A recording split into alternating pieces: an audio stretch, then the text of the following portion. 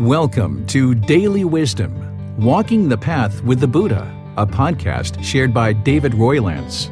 This podcast is dedicated to guiding you to completely eliminate the discontent mind and the suffering it causes by attaining enlightenment.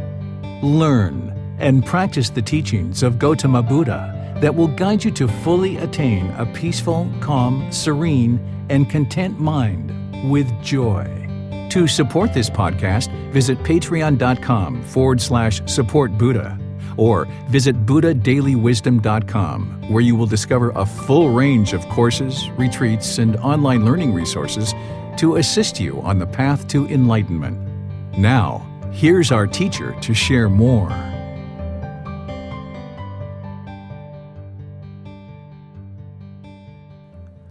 Chapter 14. True Love. Love without attachment. Having caring and loving relationships is an enjoyable part of life. It is possible to have care and love for people while practicing these teachings.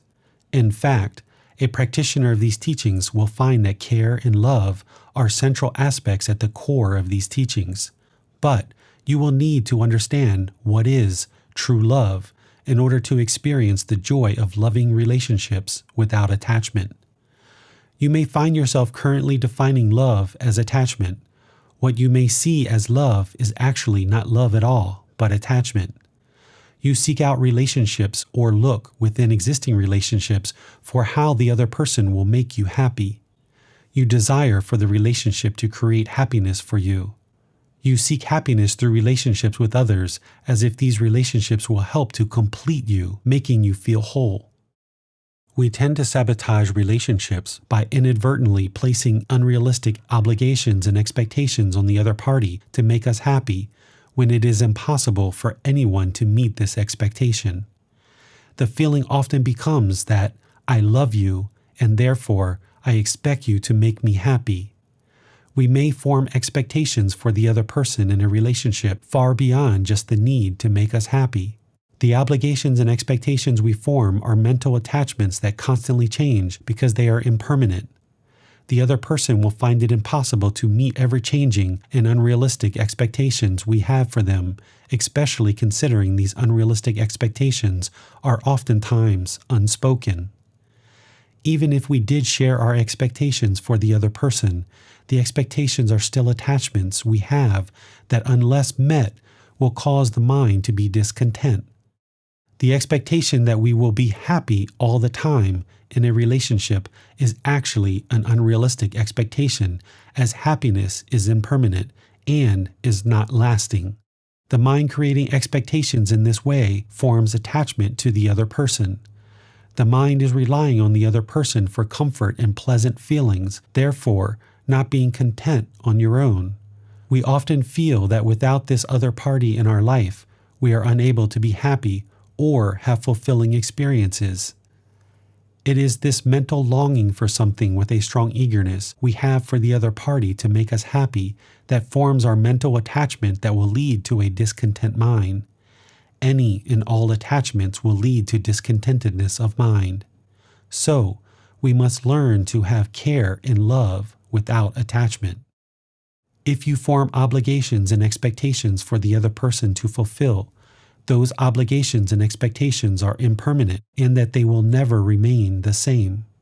Therefore, the other person will find it impossible to fulfill your expectations, and the mind will be discontent because things do not happen as you expect. As you move forward in a relationship with attachment, you may find that you argue, fight, or have disagreements that lead to frustration, irritation, and tension in the relationship because both parties are pulling in opposite directions towards the very different obligations and expectations of each person. The pleasant feelings that once existed are no longer present or part of the relationship, so one or both people lose interest in the relationship. The other situation might be that both people continue to struggle trying to make the relationship work, not realizing that it is actually their own obligations and expectations, i.e., attachment, that are making it increasingly challenging to have a peaceful relationship. We are actually sabotaging our own ability to have a successful relationship We oftentimes feel the other person is the problem rather than look at our own mind for the source of the problem. Even if the relationship starts heading in the same direction with similar expectations, those expectations change due to impermanence and leads to problems as the relationship continues. Eventually, both parties in the relationship will end up with very different expectations and neither are being fulfilled 100%. So, the mind of one or both becomes discontent, with less and less interest in maintaining the relationship. It feels that the love is gone, but in fact, it is the unfulfilled obligations and expectations, i.e., attachments, that are causing the mind to be discontent. Attachment in relationships will lead to tension and conflict that ultimately becomes division and separation, oftentimes lasting an entire lifetime. It feels that the love is gone because neither person is getting what they want, desire, or crave in the relationship, when if there were no significant obligations or expectations, the relationship could be peaceful. You may even decide to block people from your life who are disagreeable to you, erecting walls to ensure you have no contact with these people. Of course, there needs to be friendliness, politeness, and respect within all relationships, but other than these basic foundations of any healthy relationship, we typically have obligations and expectations far beyond these basic foundational requirements. We can oftentimes hold relationships too tightly with obligations and expectations, and because of that, we crush it.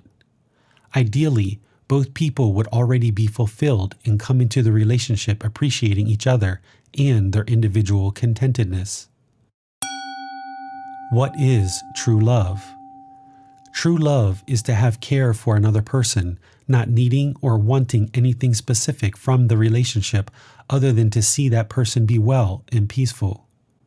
A relationship with true love would be formed and conducted with no other intentions or interest other than to see the person succeed in life in whatever way they choose to progress and walk forward.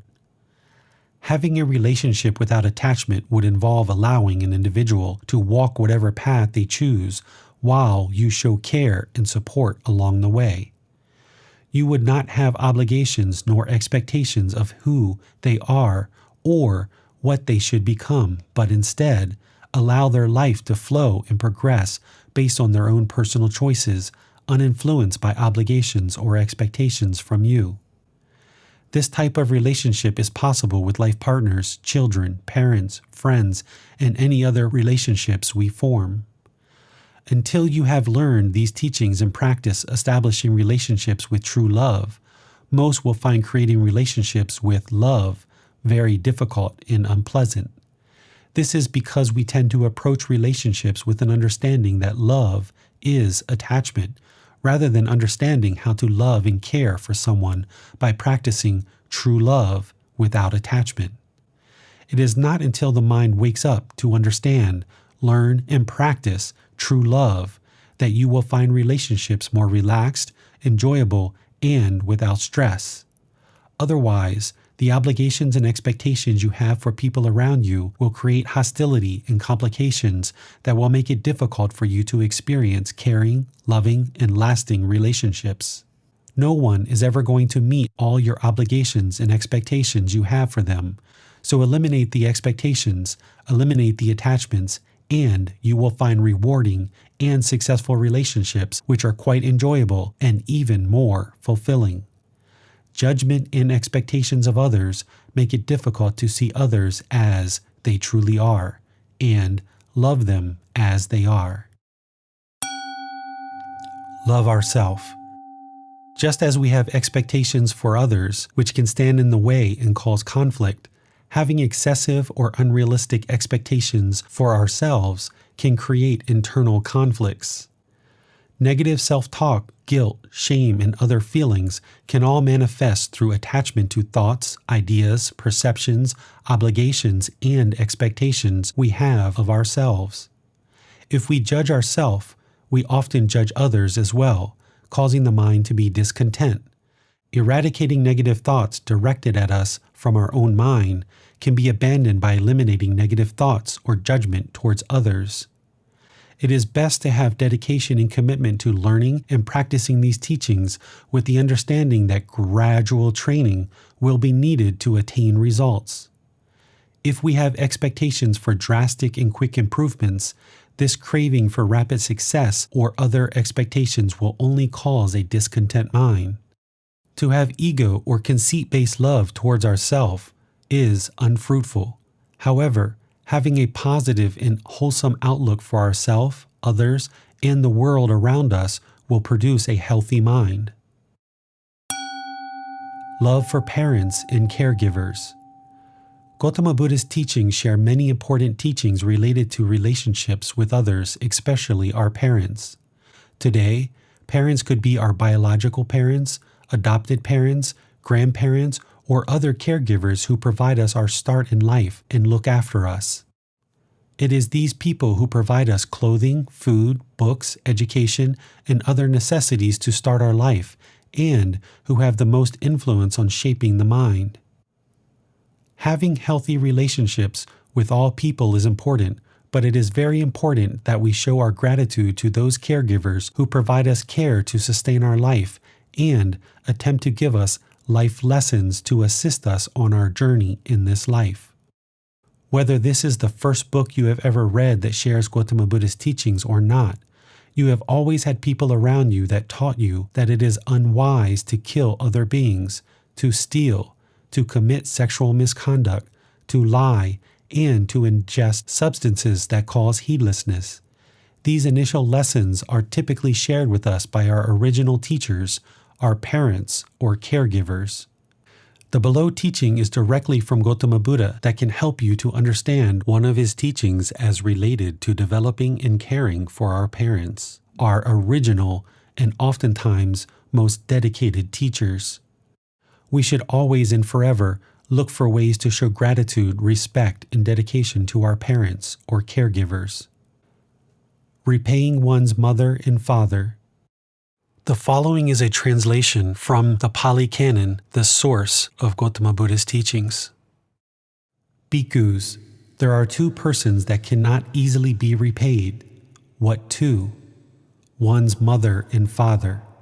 Even if one should carry about one's mother on one shoulder and one's father on the other, and, while doing so, should have a lifespan of 100 years, live for 100 years, and if one should attend to them by anointing them with balms, by massaging, bathing, and rubbing their limbs, and they even void their urine and excrement there, one still would not have done enough for one's parents, nor would one have repaid them. Even if one were to establish one's parents as supreme lords and rulers over this great earth, abounding in the 7 treasures, one still would not have done enough for one's parents, nor would one have repaid them. For what reason? Parents are of great help to their children. They bring them up, feed them, and show them the world. But, bhikkhus, if when one's parents lack faith, one encourages, settles, and establishes them in faith. If, when one's parents are immoral, one encourages, settles, and establishes them in virtuous behavior. If, when one's parents are miserly, one encourages, settles, and establishes them in generosity. If, when one's parents are unwise, one encourages, settles, and establishes them in wisdom. In such a way, one has done enough for one's parents, repaid them, and done more than enough for them. Translation by Bhikkhu Bodhi in the year 2012. Author's thoughts. We are born into the world to parents who provide us care or needs to sustain life. In some situations, our parents may lack the understanding or ability to guide us in the way that we expect. The expectations we have of our parents, what they should be and how they should function as our parents, can cause us to be discontent and have a strained relationship at best. It is important to understand that our parents gave us life. They brought us into the world and provided the care needed to sustain our life. These actions alone require tireless effort. This same teaching can be applied to grandparents, non-biological parents, and the full range of caregivers whom contributed to your upbringing and care from infancy to adulthood. What Gotama Buddha is sharing here is that parents provide great help to their children to bring them up, feed them, and show them the world. The amount of work and effort involved in just clothing, feeding, bathing, and guiding children in the world is exhaustive. Our parents do not always have the training or wisdom to guide us in the way that we want to be guided. Our obligations and expectations of our parents can leave us feeling abandoned, left out, or unloved. But these are just the feelings and emotions we have assigned to the lack of our parents meeting our own obligations and expectations we set for them.